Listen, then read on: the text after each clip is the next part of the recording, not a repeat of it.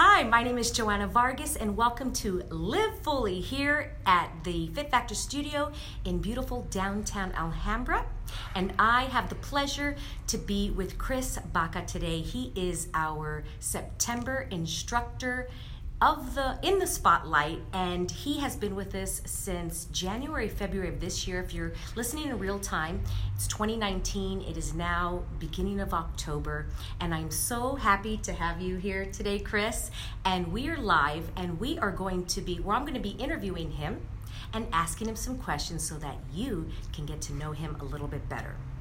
What happens here is we're going to start with a little rapid fire of questions so that you can get to know him, I can get a little deeper, and then we're going to go into the fitness journey. So Chris, tell everybody where you grew up. I grew up in Highland Park at a time when Highland Park wasn't the cool place to be. There wasn't a lot of resources. If I wanted to do something, it was in Glendale or Pasadena. So it was a little harder back then, right? It was a lot harder, yeah. So Highland Park, and then did you go to high school around that area? Yeah, I went to Eagle Rock. I was supposed to go to Franklin High School, but it was a little rougher, so my parents took me out and sent me to Eagle Rock. Yeah, if anybody's not familiar, so Highland Park is around Los Angeles, and so now it's a little more trendy and hipster, and it's really changing. But back in the day, it was a lot different. Mm-hmm. Yeah. Okay, and then what were you like as a young boy? Kind of the same. I'm still shy at times. I was a lot more reserved. I like to watch from the outside. And I guess, it was easy for me to make friends, but I was shy. You're shy? Overall. Yeah. And Chris is very loved here at the Fit Factor. He teaches kickboxing. On Sundays, he alternates with Pink Ninja, and he teaches the Fight Factor class. You teach the 5 a.m. club, right? And then a few 50-minute factors at 6 a.m. Am I missing anything? Private training? That's private training. Yeah. He also teaches kids jiu-jitsu. Yes. And we'll be bringing that back. We're excited for that. Well, Chris, let's jump into your fitness journey. What got you into fitness? Around how old were you? And was there anything pivotal that really sent you into that trajectory? Yeah, I would say the movies. I grew up in the 70s and 80s.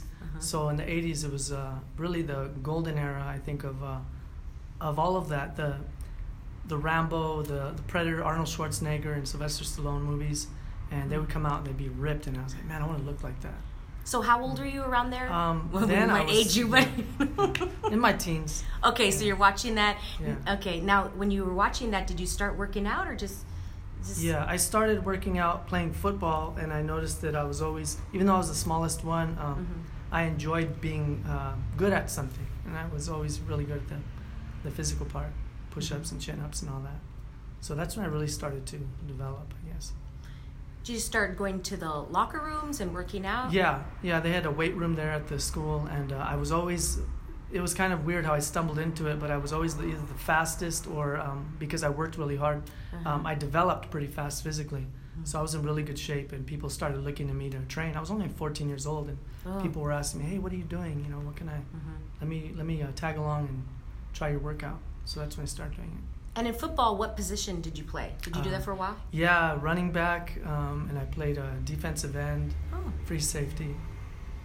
But I was always told I was too small, so it made me work a lot harder. Okay. Yeah. It makes you faster, right? Yeah. Yeah. Oh, I just learned something about you. You're a football guy. Okay. And what got you into being a trainer?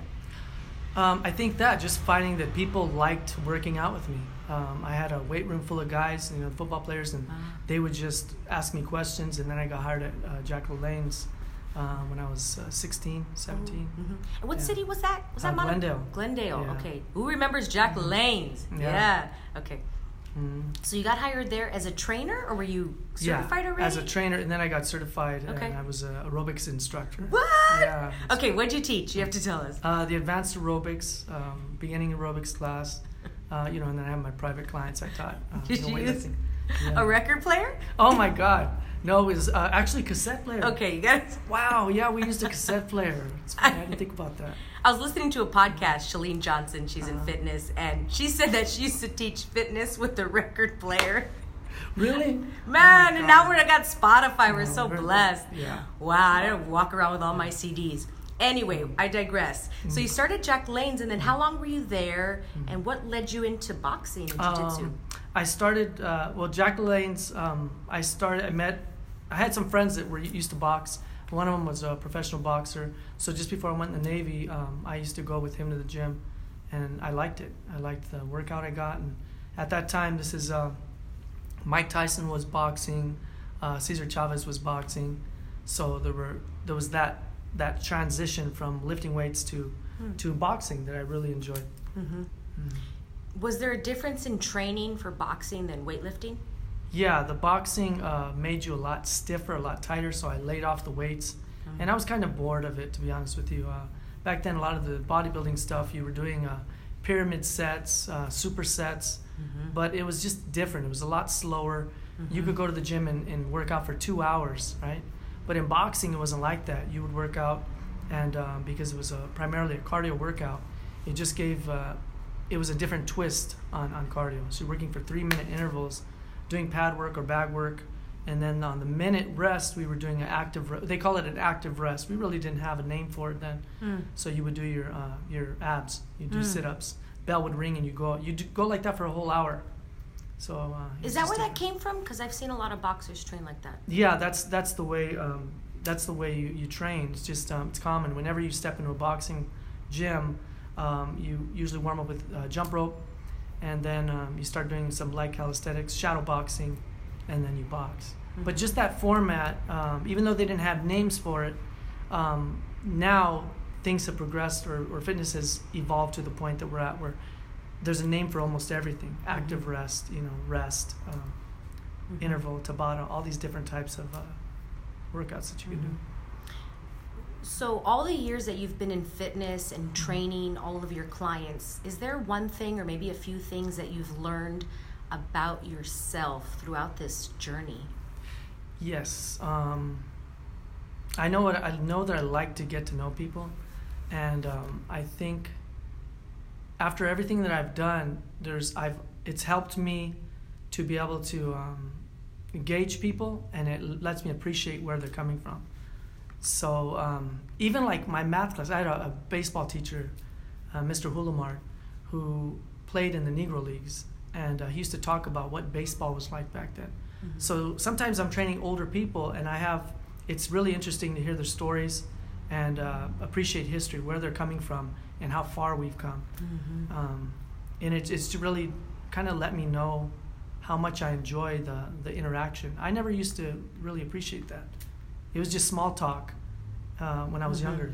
You didn't have anything to talk about. But now it really helps me to get to know people. I agree. Same for me. It's the people that bring us back. Yeah. It's just, and the stories and the relationships that you develop with people and the connection. Yeah, and all the trainers that I've ever talked to, that's why we get into it, right? We want to help and give back, and then it goes so much deeper, and I feel like I actually even get more from like a class when something goes well. Yeah. Chris, if you can go back in time and give your younger self either advice or like a pick-me-up, what would you say to him, and how old is he? I would say high school age. I would go back and say trust your heart and trust your heart. Go for it, and don't let people discourage you. I kind of would I had a chip on my shoulder for a long time because I was so tired of my dad and other people saying, you're too small for this, you can't do that. And I would try, but it wasn't with the right intention. I did it more out of anger or out of revenge, instead of taking it in a healthier way. For a long time, I had a really unhealthy outlook in life, and it ended up getting me into some trouble, and just conflicts that I didn't need in my life because I was coming back with anger instead of genuinely trying to change the focus and say, you could do this and stick with it.